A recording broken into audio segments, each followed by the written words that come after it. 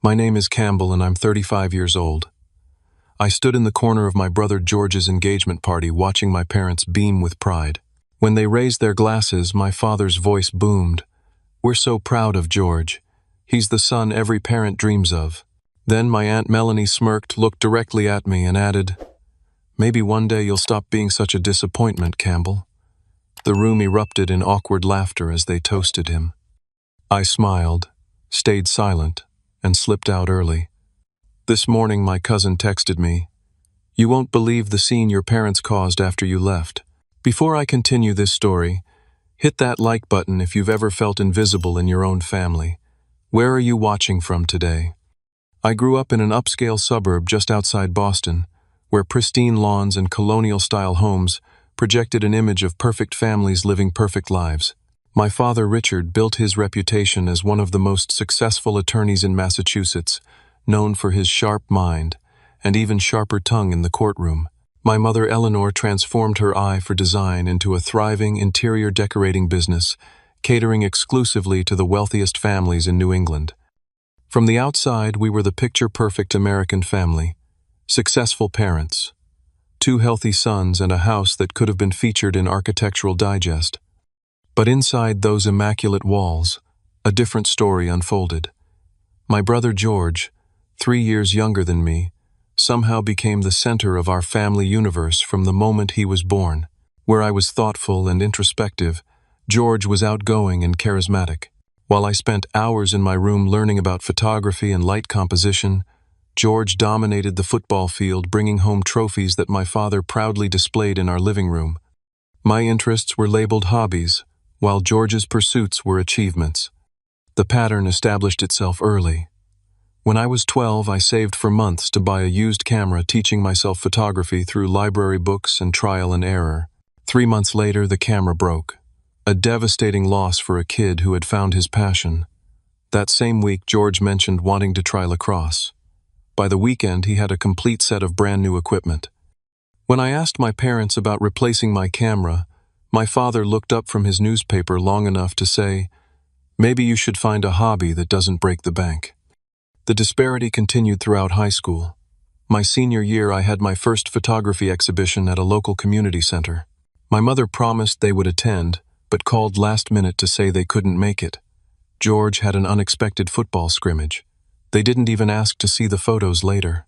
Meanwhile, they never missed a single one of George's games, even rearranging business trips to accommodate his schedule. Our family vacations followed the same pattern. If George wanted to go skiing, we went skiing, even though I got altitude sickness. If George was interested in deep-sea fishing, we spent days on boats while I fought seasickness. My suggestions for photography trips to national parks were dismissed as boring without discussion. By the time I graduated high school, I had retreated deeply into my creative world, finding solace in capturing moments through my lens that others missed. Photography became my escape and my voice, a way to show people how I saw the world when words failed me. I applied to art schools behind my parents' backs, knowing they expected me to follow my father into law. When the acceptance letter from a prestigious photography program in New York came, my parents' reaction was worse than I anticipated.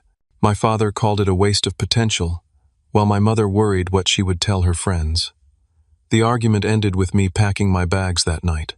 At 22, I moved to New York with 2 suitcases, my camera equipment, and a determination to prove my path was valid.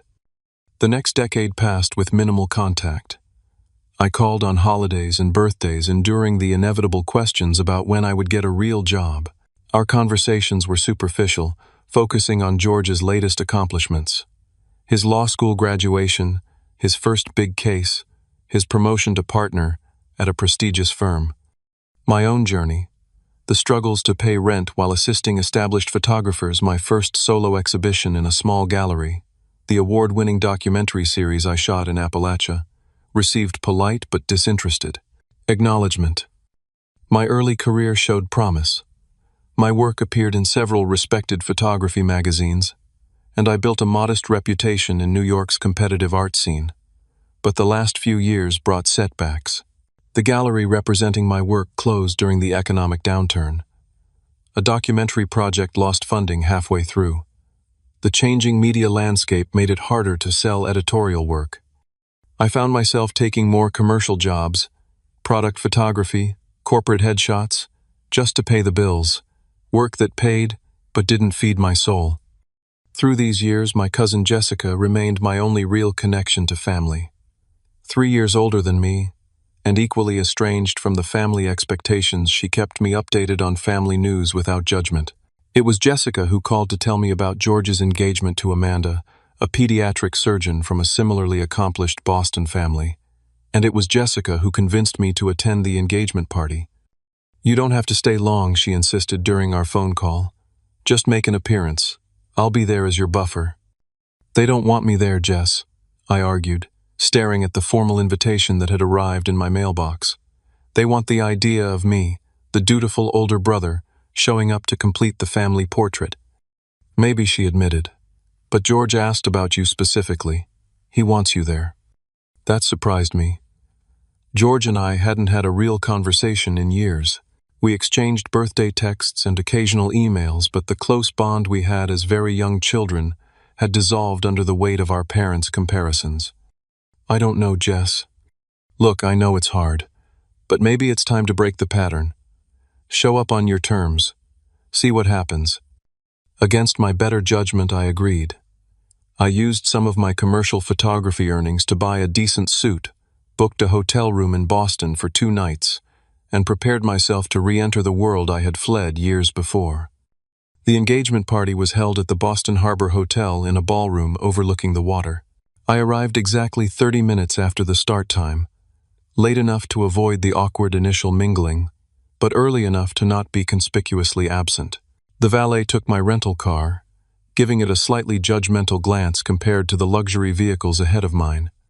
Walking into the venue felt like stepping onto a movie set, one where I was clearly an extra, not a main character. Crystal chandeliers cast a golden glow over round tables draped in cream linens. Elaborate floral arrangements of white roses and hydrangeas towered from each table center. A string quartet played softly in the corner. I estimated at least 100 guests milling about in designer clothes, champagne flutes in hand. My modest but well-tailored navy suit suddenly felt inadequate as I spotted my father across the room in what was undoubtedly a bespoke tuxedo. My mother stood beside him in an elegant silver gown, her blonde hair perfectly styled, not a strand out of place. They were speaking to an older couple I recognized as longtime family friends, my mother laughing gracefully at something being said. Before I could decide whether to approach them first or find the bar, my Aunt Patricia spotted me. "Campbell, my goodness, you actually came." Her voice carried, causing several heads to turn in my direction. She air-kissed both my cheeks, leaving the scent of expensive perfume. "Let me look at you. Still, so thin. Don't they feed artists in New York?" "Good to see you too, Aunt Patricia." I managed, already feeling the familiar tightness in my chest. "Your parents didn't think you'd make it." "Richard, Eleanor," she called out, waving them over. "Look who's here." My parents approached with practiced smiles that didn't quite reach their eyes. My mother embraced me stiffly. "Campbell, what a surprise," she said, her eyes quickly scanning my appearance. "You could have used a haircut before coming." My slightly too long hair had always been a point of contention. My father shook my hand firmly. "Son, glad you could fit this into your schedule." The pause spoke volumes about what he thought of my career. "Congratulations on George's engagement," I said, trying to keep things positive. "Yes, Amanda is wonderful. Perfect match for your brother." My mother beamed. "She's finishing her residency at Mass General. Her father is the chief of surgery there." "That's great. I'm happy for them." "And what about you, Campbell? Jessica mentioned you were having some career adjustments." My father's tone made it clear that adjustments was a euphemism for failures. "The industry is changing," I said neutrally. "I'm adapting." "Well, there's always room at the firm if you want something stable," he offered, knowing full well I would never accept. Before I could respond, my mother spotted someone more important. "Oh, the Whitmores just arrived. We should greet them. Campbell, do try to mingle. Your brother will be so pleased you're here." They drifted away as quickly as they had approached, leaving me standing alone. I made my way to the bar, ordering a whiskey neat. Liquid courage seemed necessary for the evening ahead. As I waited for my drink, I observed the room more carefully. Near the entrance, George stood with a beautiful woman I assumed was Amanda. She wore a champagne-colored dress that complemented her warm brown skin, her hair styled in elegant curls. George looked happier than I'd seen him in years, his arm wrapped protectively around her waist as they greeted guests. They make a good-looking couple, don't they? I turned to find a woman about my age standing beside me at the bar. She had the same warm complexion as Amanda, but wore a deep blue dress and had her hair in a sophisticated updo. They do, I agreed. Are you with the bride's side? Good guess. I'm Rachel, Amanda's sister. She extended her hand. And based on the family resemblance and the slightly uncomfortable expression, I'm guessing you're the elusive older brother Campbell. I smiled despite myself. That obvious, huh? Amanda's been curious about you.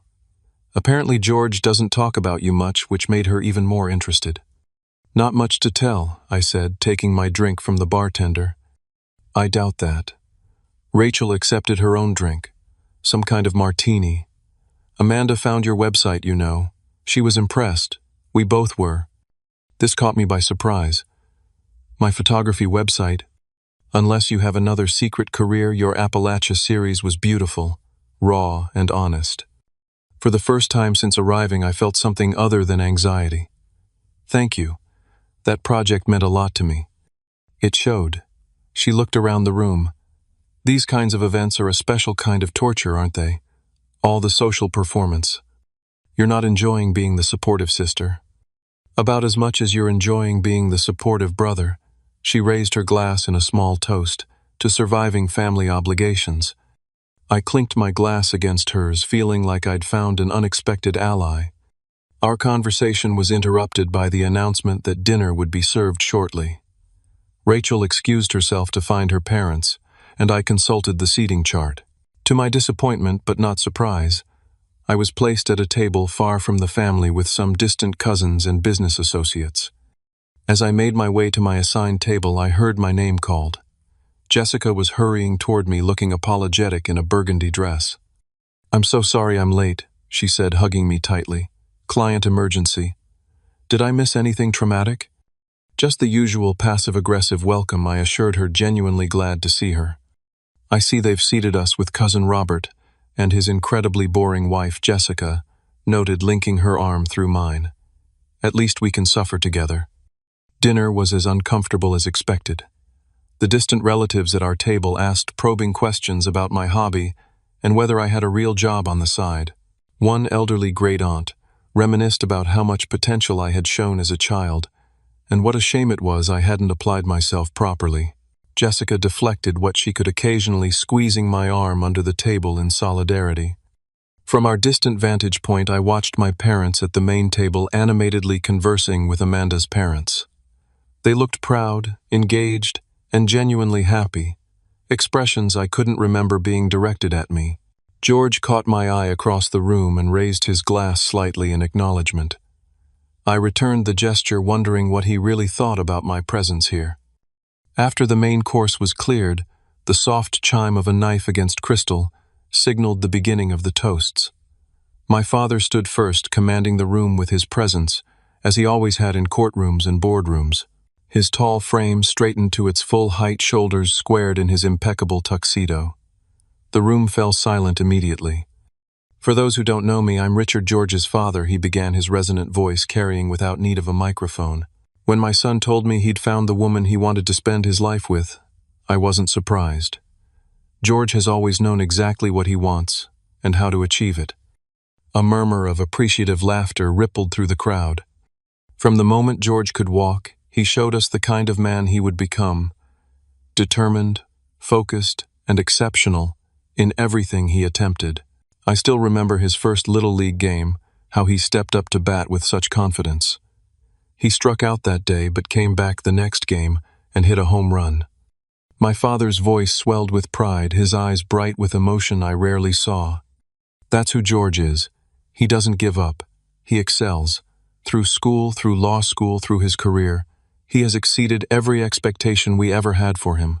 and now, in finding Amanda, he has once again shown his impeccable judgment. My father turned slightly toward George and Amanda, raising his champagne glass higher. Amanda, we are delighted to welcome you to our family.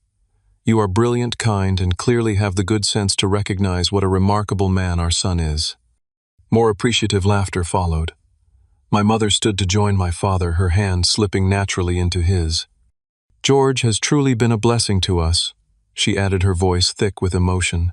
He's the son every parent dreams of, accomplished, thoughtful, and with a heart big enough to match his intelligence. The words hit me like physical blows. Every parent dreams of, not some parents, every parent. The exclusion was so casual, so complete, it left no room for interpretation. In their eyes, I was not even part of the equation. To George and Amanda, my father concluded, may your life together be as extraordinary as you both are. To George and Amanda, the crowd echoed, raising their glasses. As the applause died down, my Aunt Melanie, my mother's sister and longtime enforcer of family expectations, stood up from her seat near my parents. She hadn't planned to speak. I could tell by my mother's surprised expression. But Melanie had never been one to miss an opportunity to reinforce the family hierarchy. If I could just add something, she said, her voice carrying that particular blend of sweetness and venom I remembered from childhood. George, you've always made this family so proud, unlike some. Her eyes found me across the room, and her lips curved into a smirk. Maybe one day your brother will stop being such a disappointment and follow your example. The room erupted in uncomfortable laughter. Some guests looked away awkwardly. Others stared directly at me with pitying expressions or barely concealed amusement. Heat rushed to my face, my stomach clenching painfully. Jessica's hand gripped mine under the table so hard her nails dug into my palm. Across the room, George's expression flickered between embarrassment and discomfort. He whispered something to Amanda, whose eyes widened in shock before turning toward me with unmistakable compassion. But neither said anything publicly to counter my aunt's statement. The moment stretched the laughter, continuing a beat too long. I forced my face into a neutral smile, years of practice making it almost convincing. Inside, I was 16 again, standing in our living room as my father lectured me about wasting time with artsy nonsense instead of focusing on debate club like George. I was 22, packing my car as my mother watched silently from the porch, not asking me to stay. I was 35 and still somehow hoping for approval that would never come. "Excuse me," I murmured to Jessica, pulling out my phone. "I need to take this call." There was no call, but it provided the escape I needed. I walked swiftly toward the exit, feeling dozens of eyes following me. The hotel bathroom provided temporary sanctuary. I leaned against the cool marble counter, meeting my own eyes in the mirror. They looked exactly like my father's, the same deep blue that people always complimented him on, one of many ironies. My phone vibrated with a text from Jessica. "You okay? That was horrible. Want me to come find you?" I typed back, "I'm fine. Just need a minute." But as I stood there, the familiar weight of family disappointment settling over me like a heavy coat, I knew I couldn't go back into that room and continue pretending. Not tonight. Maybe not ever again. I texted Jessica, going to head out. "Talk tomorrow. Don't worry about me." Her reply was immediate. "Campbell, don't leave. Don't let them win." But they had already won years ago when I started believing their narrative about me. The real loss was that I had ever sought their approval in the first place. I slipped out through a side door, avoiding the main ballroom. The night air felt cleansing after the suffocating atmosphere inside. The valet retrieved my rental car without comment, though I imagined he could sense my humiliation like a visible aura. The drive to my hotel was a blur of streetlights and silence. I didn't allow myself to cry. I was long past tears where my family was concerned. Instead, I felt a cold emptiness, a space where hurt should be, but had been cauterized by years of similar wounds. In my hotel room, I removed the suit that had felt like a costume all night and ordered a whiskey from room service. Sitting in the dark by the window overlooking the city lights of Boston, I wondered what it would have been like to grow up with parents who celebrated my differences instead of trying to correct them, who saw my sensitivity as strength, not weakness, who valued my eye for beauty as much as George's eye for opportunity. My phone buzzed repeatedly, Jessica calling, then texting. Eventually, I turned it off, completely unable to process anyone else's emotions when my own were so raw. Tomorrow would be soon enough to debrief. Tonight, I just needed to be alone with my thoughts, to remind myself that my worth wasn't determined by my family's narrow definition of success. Eventually, I fell into a restless sleep, still sitting in the chair by the window, the untouched whiskey warming to room temperature beside me. I woke to sunlight streaming through the curtains I'd forgotten to close, and an aching neck from sleeping upright in the hotel chair. My phone, which I'd turned back on before falling asleep, showed 7 missed calls and numerous text notifications. Most were from Jessica, with increasing urgency. "Call me when you get this. Seriously, Campbell, you need to hear what happened. You won't believe the scene your parents caused after you left." The last message had come just an hour ago. "Meeting you for coffee at 9 at the hotel restaurant. No arguments." A glance at the clock showed it was already 8:40. I showered quickly, trying to wash away both the physical and emotional residue of the previous night. Dressed in jeans and a simple button-down, clothes that felt like me, not the performance of who my family wanted me to be, I headed downstairs. Jessica was already waiting 2 coffee cups in front of her. Her hair was pulled back in a messy ponytail, and she wore minimal makeup, a stark contrast to her polished appearance the night before. "You look terrible," she said by way of greeting. "Good morning to you too," I replied, sliding into the seat across from her. She pushed a coffee toward me. "Black, 2 sugars, still your preference?" I nodded, surprised she remembered. "Thanks." "You should have stayed last night," she said without preamble. "It got interesting after you left."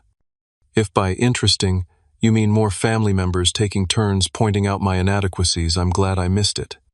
Jessica leaned forward, her expression serious. "That's just it. That's not what happened at all." She took a sip of her coffee, seemingly gathering her thoughts.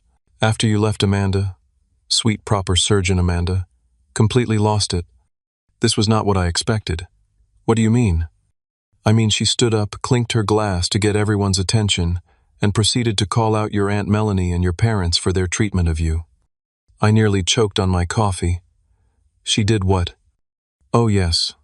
Apparently she's been looking at your work online for months.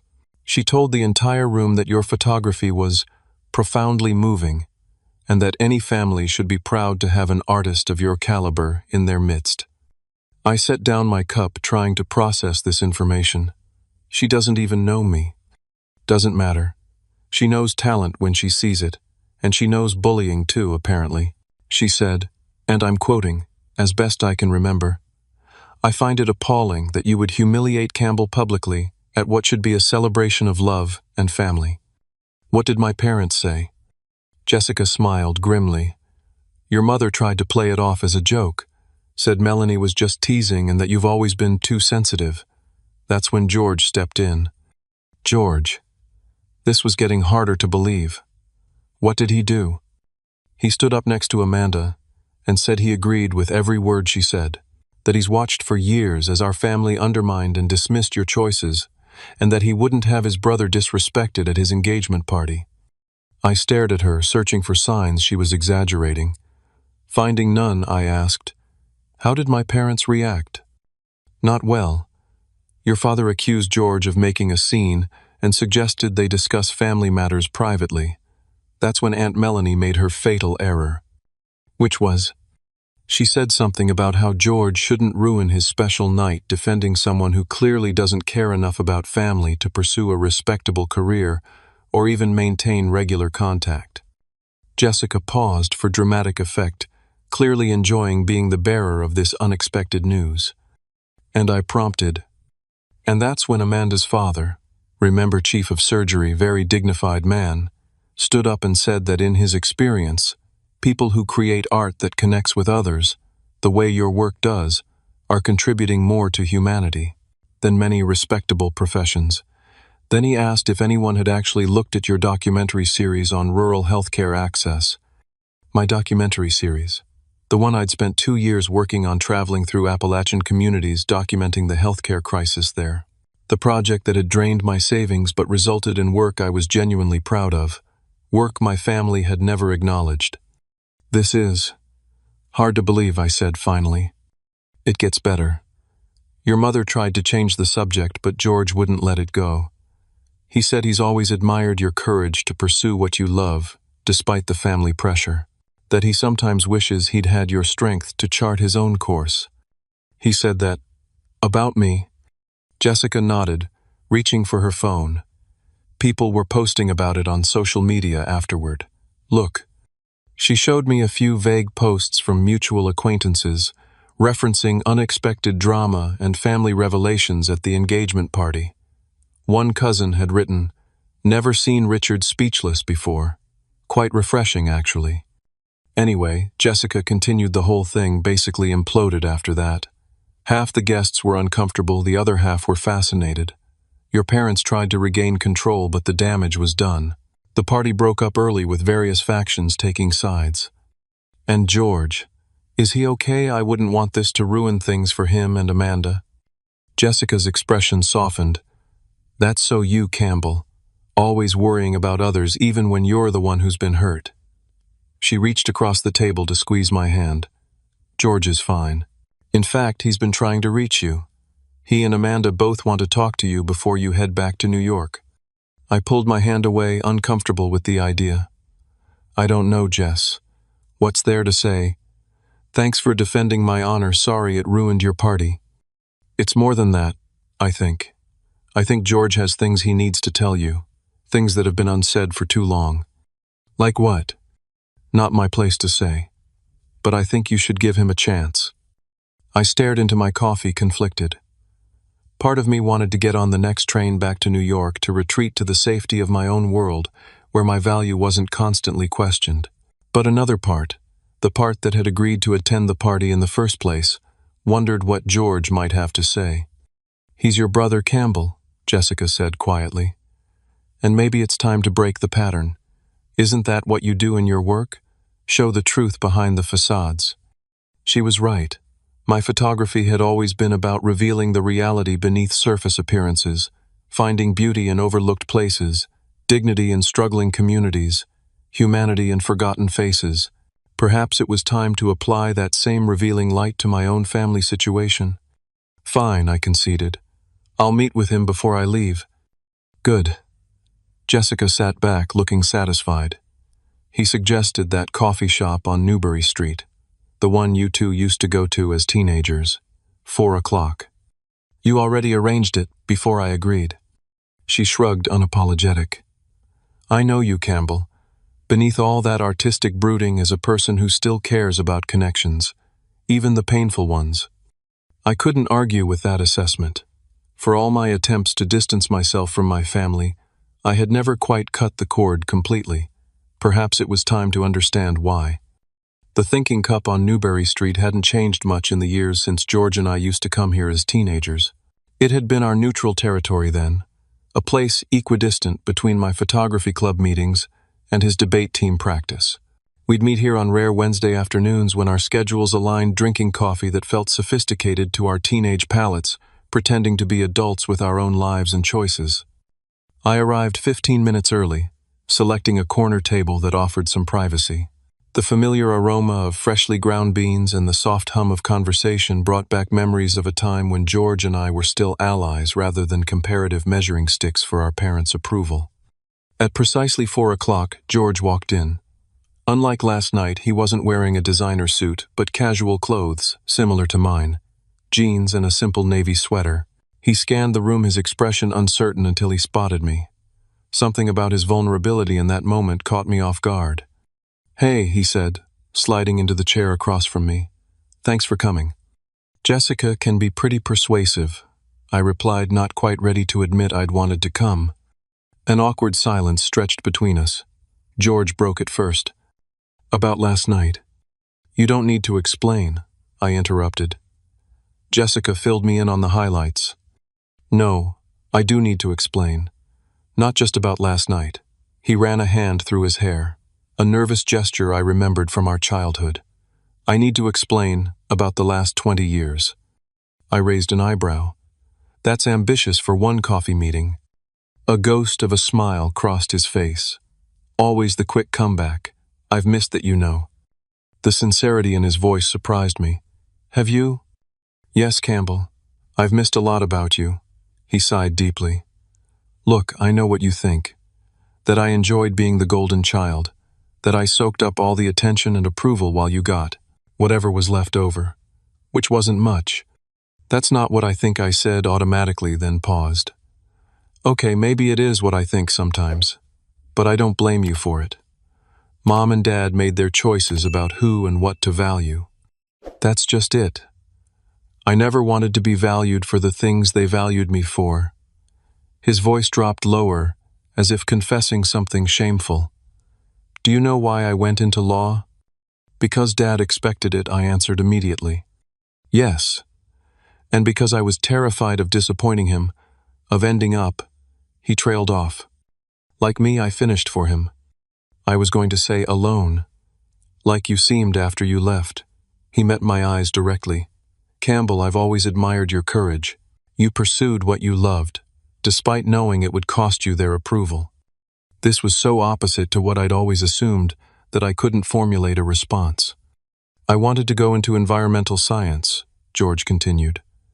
I was fascinated by ecology sustainability, but when I mentioned it to Dad as a possible college major, he laughed, actually laughed, said there was no future in tree hugging, and reminded me that the family had connections at all the top law schools. I never knew that, I said quietly. How could you? We stopped really talking by then, but while you were learning photography in New York, I was memorizing case law and hating every minute of it. But you're good at it, I pointed out. You made partner so young. I'm good at pleasing people, at meeting expectations. Not the same thing as passion. He took a sip of his coffee. When I saw your website, your real work, not the commercial stuff, I felt. He struggled for the word. Envious. Not of the success or recognition, but of the freedom, the authenticity. My real work barely pays the bills, George. But it means something. To you and to others. He leaned forward. Amanda found your website months ago when we got engaged. She was researching the family she was marrying into. She showed me your Appalachian healthcare series, and His voice caught. I was so proud to say you were my brother. The admission hung between us, reshaping the narrative I'd constructed about our relationship. The truth is, George continued, I've been trapped by parents' expectations in ways you escaped. Every choice I've made, law school, the firm, even where we're looking to buy a house, has been to maintain their approval. But you have their approval, I said, still confused. You always have. Conditional approval, he corrected. Based on continuing to be who they want me to be. One wrong move, he snapped his fingers, and I become you in their eyes. The bluntness of this statement should have hurt, but instead it clarified so much. So last night, when you defended me, I finally said what I've wanted to say for years. His expression was both troubled and relieved, though I have to give Amanda credit for the courage to start it. Jessica mentioned Amanda's been looking at my work. Why? She's interested in healthcare advocacy. Your documentary about rural healthcare access resonated with her. She couldn't understand why our parents never mentioned having a son doing such important work. Important, I echoed. The word felt foreign applied to my photography. Campbell, did you know that series was featured in several medical school curriculums? Amanda's colleague uses it to teach about healthcare disparities. I hadn't known that. My work had received some critical acclaim in photography circles, but I had no idea it had reached medical education. The irony is, George continued, your work that our parents dismiss has probably had more real-world impact than half my legal cases combined. He reached into his pocket and pulled out his phone, opening a browser to show me something. This article in the Journal of Medical Education referenced your photograph specifically, and this healthcare policy group cited your documentation as influential in their rural outreach program development. I stared at the screen, genuinely shocked. In my struggle to make ends meet, I'd lost track of how my work was being received in worlds outside my own. Why didn't you ever tell me about any of this? I asked. George put his phone away, looking ashamed. Because I was a coward. Because acknowledging your success meant confronting my own compromises. He took a deep breath. And because our parents' disapproval is contagious, they've always been so dismissive of your choices that it became the family narrative. A narrative you participated in, I noted, not accusingly but factually. Yes, he admitted. By staying silent when they criticized you. By accepting their framing of your life as somehow less valuable than mine. He looked directly at me. I'm sorry, Campbell. Truly sorry. The apology, so straightforward and unqualified, caught me off guard. In our family, apologies were rare, and usually came with conditions or explanations that minimized responsibility. There's something else you should know, George said after a moment. About Dad. What about him? Did you know he wanted to be a writer? Before law school? This was so unexpected I almost laughed. Dad, a writer? No way. It's true. Grandpa told me once after too much scotch at a holiday dinner. Dad was an English major initially. Wrote poetry, apparently. Had some published in literary journals. I tried to reconcile this information with the pragmatic, numbers-oriented father I knew. What happened? Grandpa happened. Told Dad there was no future in writing and cut off financial support until he switched to pre-law. George's expression was grim. Sound familiar? The parallels were undeniable. So when I chose photography, you became Dad's worst fear, that he'd raised a son who would make the same mistake he was prevented from making. George shook his head sadly. He doesn't see the courage in your choice, because he couldn't find it in himself. We sat in silence for a moment, both processing this revelation. Finally, I asked the question that had been hovering since I arrived. Why tell me all this now, George? Because I'm tired of the patterns we're all trapped in. Because Amanda refuses to join a family that treats people the way you've been treated. And because he hesitated, then pushed forward.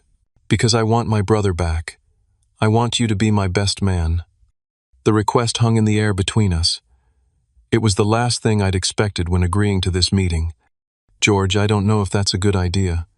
Last night made it pretty clear where I stand in the family hierarchy. That's exactly why it needs to be you. To show that I'm making my own choices now. That Amanda and I are creating our own family culture, not replicating the old one. His expression was earnest. I know it's a lot to ask after everything. But I'm asking anyway. I studied my brother's face. So similar to mine in features, but usually so different in expression. Today I saw something new there. Vulnerability, hope, and a genuine desire for connection. Let me think about it, I said, finally. He nodded, accepting this non-answer with unexpected grace. Fair enough. He reached across the table not to shake hands, but to grip my forearm the way we used to as kids making a pact. Whatever you decide, I want you to know I'm proud to be your brother Campbell. Always have been. As we parted ways outside the coffee shop, I felt lighter somehow. As if a weight I'd carried for so long I'd forgotten it was there had shifted slightly. Not disappeared, but changed position enough to let me stand a little straighter. Walking back toward my hotel, I made an impulsive decision. Instead of returning to New York the next morning as planned, I would make one more stop before leaving Boston. The following afternoon, I stood on the familiar brick pathway leading to my parents' home in Beacon Hill. The 3-story brownstone looked exactly as it always had. Impeccably maintained with perfectly trimmed boxwoods, flanking the entrance and tasteful window boxes displaying seasonal flowers. This had never felt like home to me, even when I lived here. It was always a showcase designed to impress, rather than comfort. I hesitated before ringing the bell, second-guessing my decision to come. After yesterday's conversation with George, I'd spent a restless night contemplating everything he'd revealed. The realization that my father had once harbored artistic ambitions himself had shifted something fundamental in my understanding of our relationship.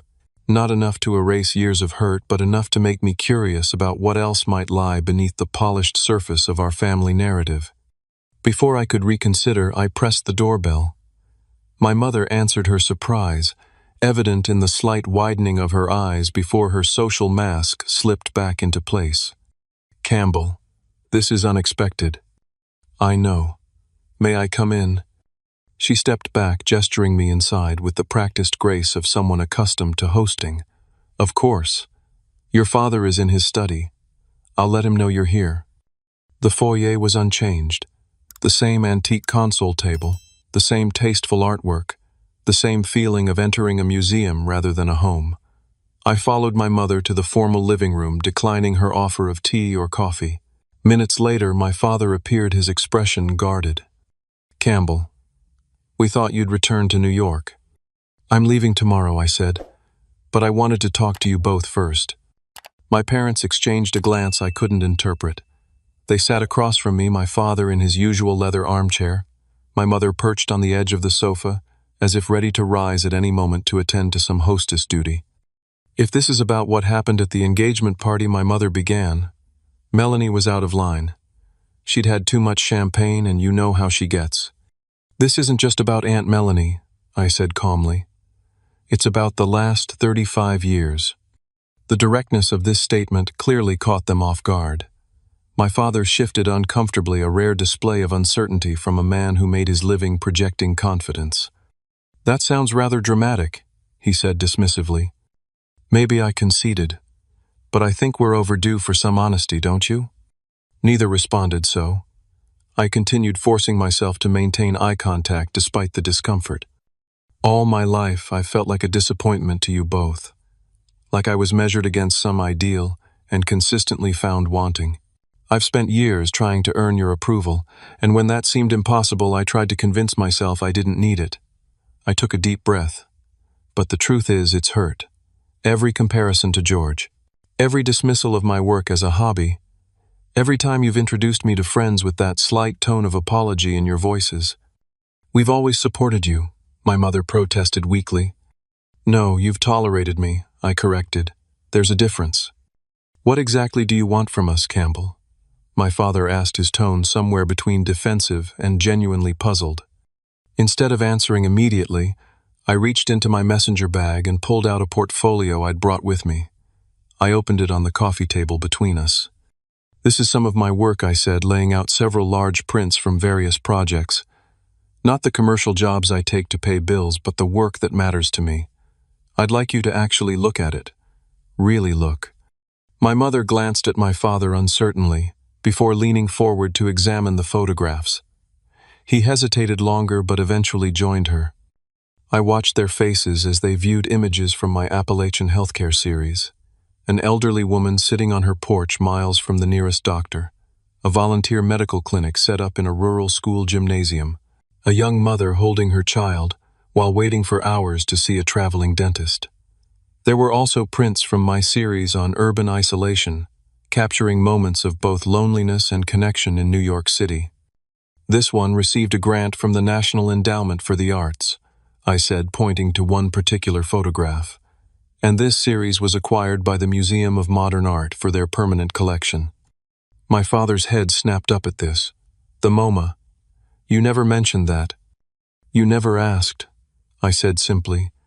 You've never asked about my work beyond whether it's paying the bills. A heavy silence fell. My mother touched one of the photographs gently, almost reverently.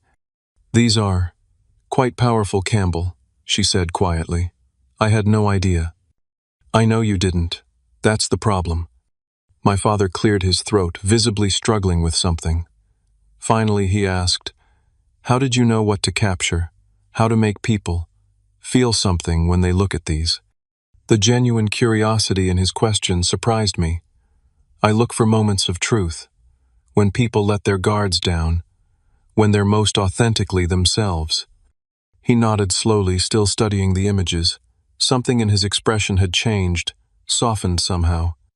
Dad, I said, using the familiar term I'd avoided for years, George told me you wanted to be a writer, before law school. His head jerked up, eyes widening in genuine shock. He had no right to. He had every right, I interrupted. We're family, supposedly. My father's jaw tightened, but instead of the anger I expected, something else crossed his face. A fleeting sadness quickly suppressed. That was a very long time ago, he said stiffly. But it happened. You had a passion for something creative, and you were forced to abandon it. I leaned forward. Is that why you've been so hard on me? Because I chose the path you couldn't take." For a moment, I thought he wouldn't answer. Then to my astonishment, his eyes glistened with unshed tears. "You have no idea what it's like," he said, his voice rough with emotion, "to watch your son choose a path that you know, leads to struggle and disappointment. How could you know that I challenged? You never took that path yourself." "Exactly." The word exploded from him. I was spared that uncertainty, that instability. My father did what was necessary to ensure I had a secure future. "And were you happy?" I asked quietly. He looked away. "Happiness is a luxury, Campbell. Security, respect, providing for your family. These are what matter." "They matter," I agreed. "But they're not the only things that matter." My mother, who had been uncharacteristically quiet, spoke up. "We worried about you, Campbell. We still do. The arts are so uncertain. We've seen so many talented people struggle, end up bitter and broke. And you thought criticism and withdrawal would somehow prevent that," I asked, not unkindly. "We thought." She hesitated. "We thought you'd eventually see reason. Choose something more practical." "Like George did," I noted. "Yes," she acknowledged. "Though after the other night, I wonder if we were wrong about that too." This admission, that they might have been wrong about something so fundamental, felt momentous. For the first time in my adult life, I saw my parents not as the infallible authorities of my childhood, but as flawed, complex people with their own fears and regrets. "I don't expect you to suddenly understand or approve of my choices," I said carefully. "But I do want you to see me, really see me, for who I am, not who you wished I would be." My father stood abruptly and walked to the window, staring out at the garden. For a long moment he said nothing. When he turned back, his expression was different, less guarded, more genuine than I'd seen in years. "Your photographs," he said haltingly. "They have a perspective I hadn't considered, a way of seeing beyond the surface." He gestured vaguely at the prints still laid out on the table. "Perhaps I could see more of your work sometime." It wasn't an apology.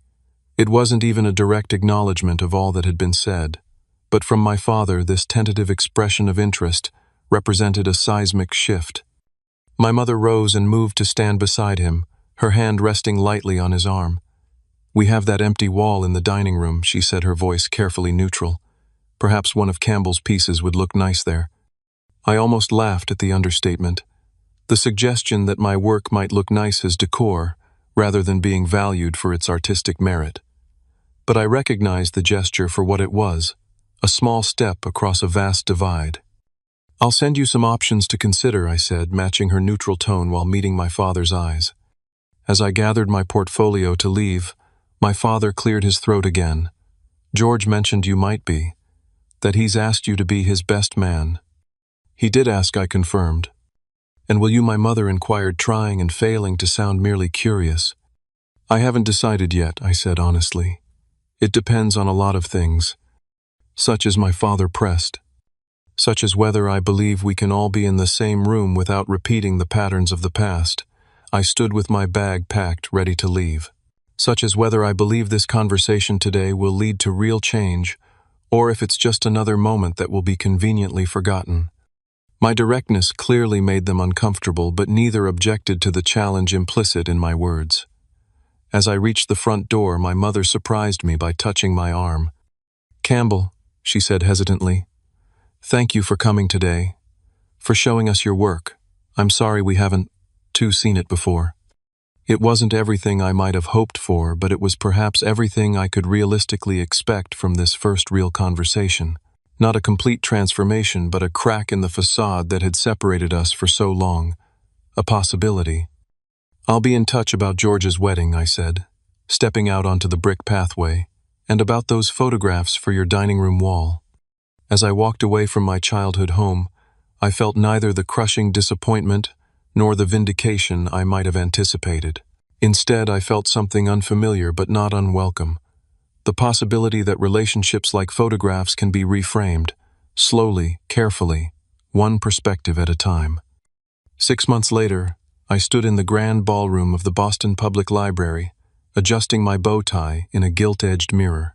The historic space had been transformed for George and Amanda's wedding, with cascading white orchids and soft lighting that highlighted the arched ceilings and ornate details of the century-old architecture.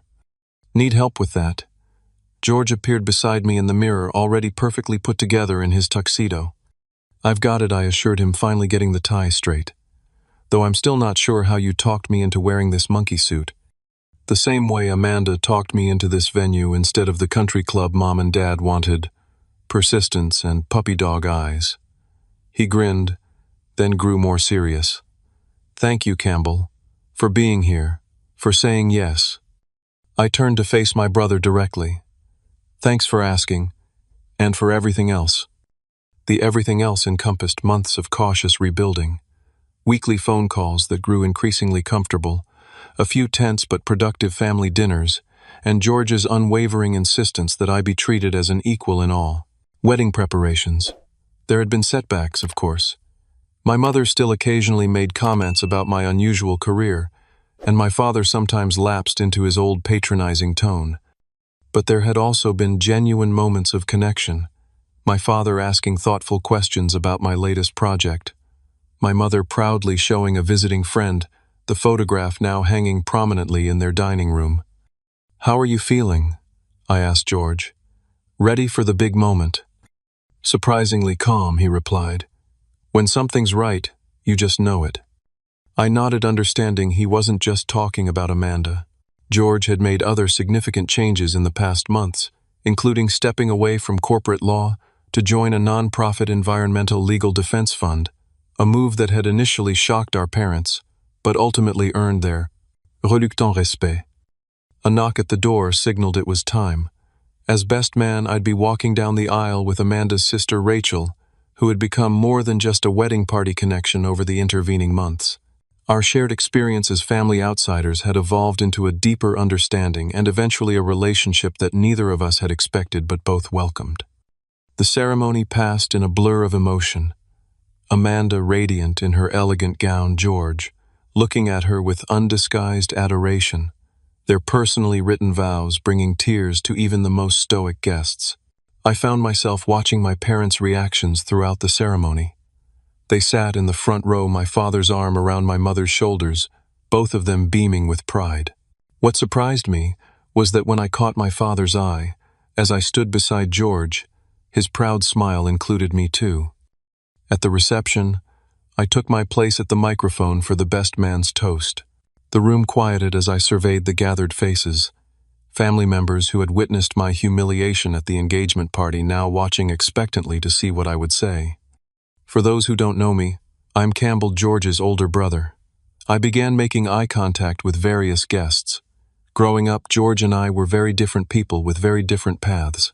For a long time, those differences seemed to define our relationship, or lack thereof. I paused, finding Rachel's encouraging smile in the crowd, then continuing with renewed confidence. But what I've learned over these past months is that differences don't have to divide us.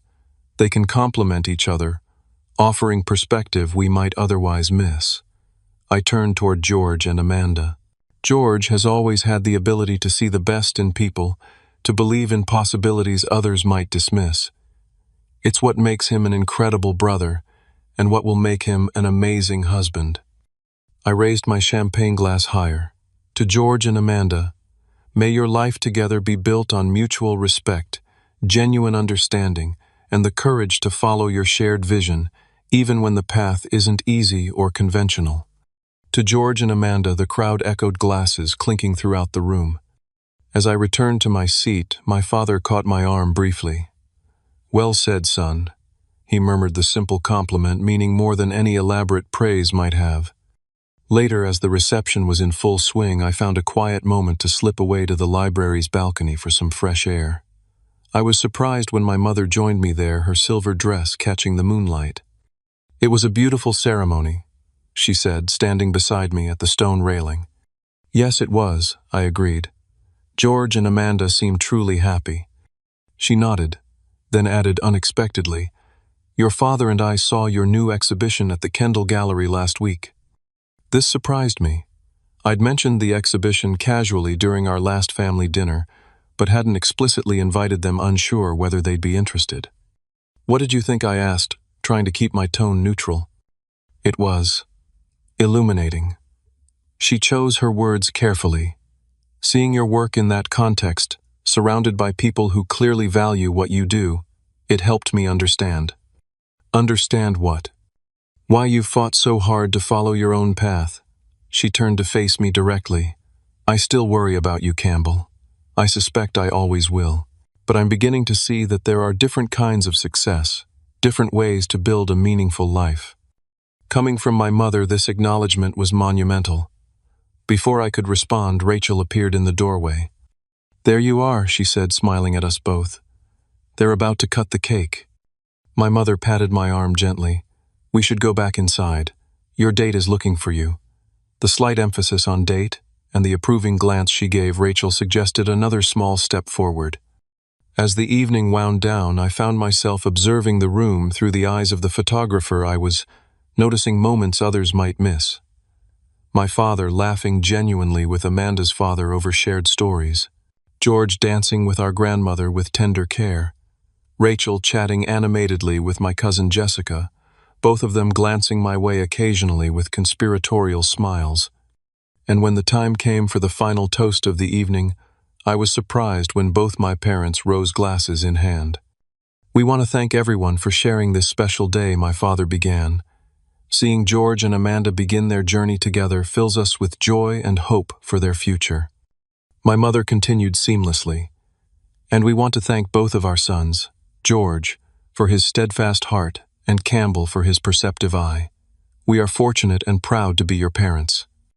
Our eyes met across the room, and in that moment of connection, I felt something shift inside me.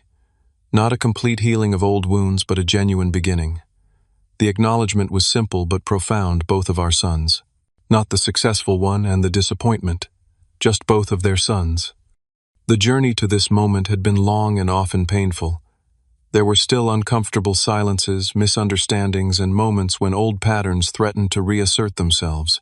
But there was also something new emerging, a family dynamic based on acceptance rather than expectations, appreciation rather than comparison. I had learned that confronting painful family dynamics takes tremendous courage, but avoiding them only prolongs the suffering. That people can change when given the opportunity, even those we've written off as permanently fixed in their ways. That success comes in many forms, often in ways we least expect. That creating connections with chosen family, like Rachel, like Amanda, can heal wounds inflicted by biological ones. And perhaps most importantly, that finding peace comes not from external validation but from self-acceptance.